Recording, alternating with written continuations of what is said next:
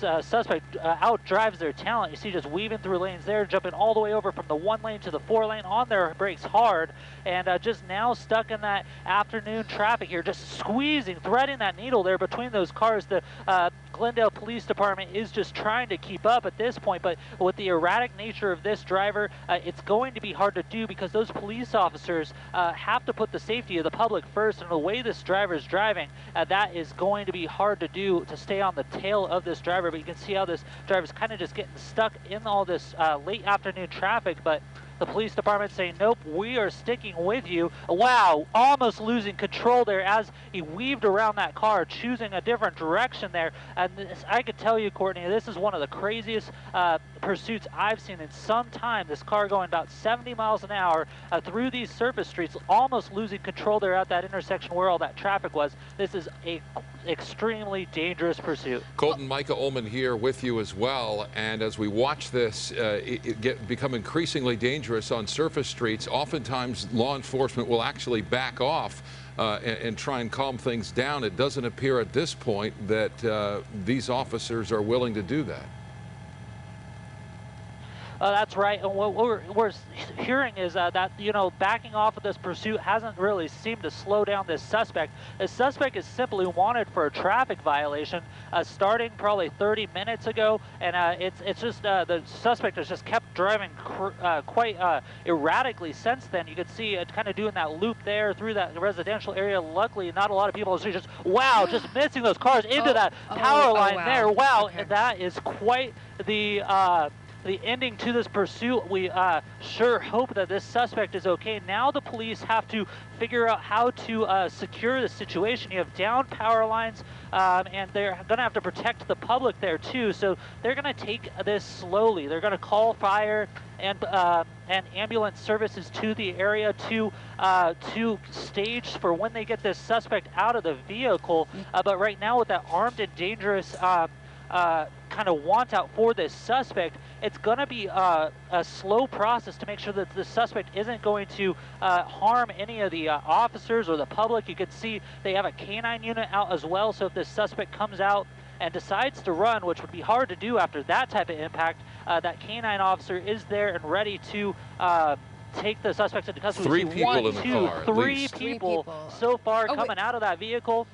First person there being taken into custody by those officers. You see the air unit overhead calling out this to the dispatchers, and you see the person behind the vehicle there laying down on the ground, throwing that phone out of the way. The second person, 4 people, wow, another person coming out of that car too. It's amazing that these people can move after that accident there, but 1, 2, 3, 4, 2 in custody, the other 2 proned out on the ground, and they're just going to keep calling these suspects back. As they as they kind of have the opportunity to. It doesn't look like this point that all of these suspects are injured in a way where they can't move. It's hard to tell right now from our angle to see how that driver is doing, possibly a passenger now that looking at that vehicle is doing, kind of sticking their arms out of that door over there. But the police department's taking this one by one suspect, one by one, to take them into custody after this this huge crash here, taking down a power line into a tree. Luckily, no civilians or the public was injured, but there you go. They're going to take that 4th person into custody, standing up, walking slowly back to those officers.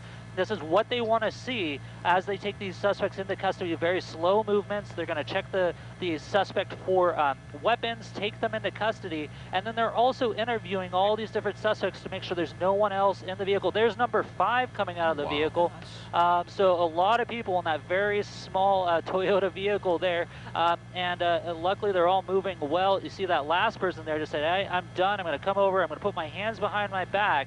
And I'm ready to be taken into custody. But those officers still poised to make sure that they can clear that vehicle and make sure that it is safe and this situation is wrapped up here in the Los Feliz area here, just to the west of the 5 freeway, and to the, let's see, south of this is actually Echo Park, my bad. And so now you're going to see the officers here come together, and they're going to approach the vehicle and clear it, Micah. There it is again. Sorry, Courtney. As we see on screen, right, a replay of this crash, and a minor miracle, frankly, that no one was hurt, either bystanders or anyone in that car. Look at that. This happened at a Arco gas station right there. Can you imagine just pumping gas and seeing this all go down? And amazingly, 5 people got out of that vehicle and seemingly looked okay, that they were able to walk out unhurt.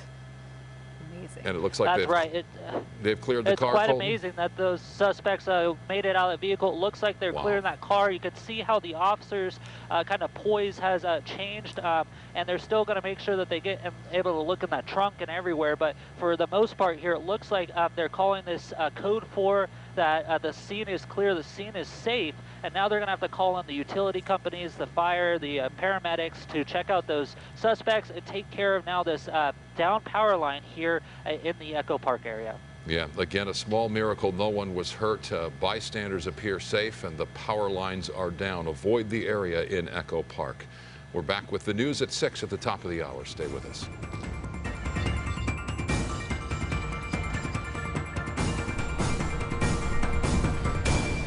You see there the moments after that incredible pursuit that ended in an, astounding crash. Oh my gosh. I think do we still have the helicopter that we could still sort of look at the wreckage there? We were talking about how incredible it was that when the car launched off of, and we'll show you this, we're trying to get the replay clip, I think here.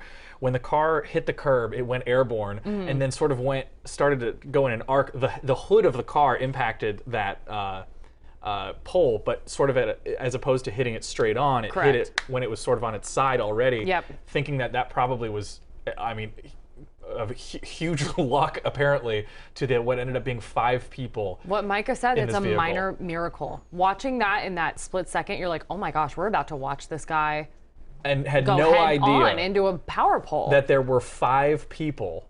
Imagine how scared you'd have to be to be in one of those. Car. Yeah. The tail end first hit a pole at first, and that's what caused the initial loss of control. And then from when the tail end, you hit the curb kind of, and then exactly, boom, boom, boom. and that's when. Well, and I think you gotta. I mean, 5 people in a car going more than 100 miles an hour. 70 on Riverside. The vibe in that car must have been nuts, insane. Yeah. And we saw, obviously, I believe it was probably the LAPD at that point, take into custody those 5 suspects. We are right now just trying to identify the owner of that vehicle now by looking at the plates there. I believe that we're on air on the app. So if you're watching us on Roku or on the KTLA Plus app, hello, nice to see you. This is KTLA 5 Live. It's the online-only digital streaming show that's here Monday through Friday. We're going to try to stay on this as much as we can, but we have to leave because we got to come back in a couple of minutes so we can be on the website.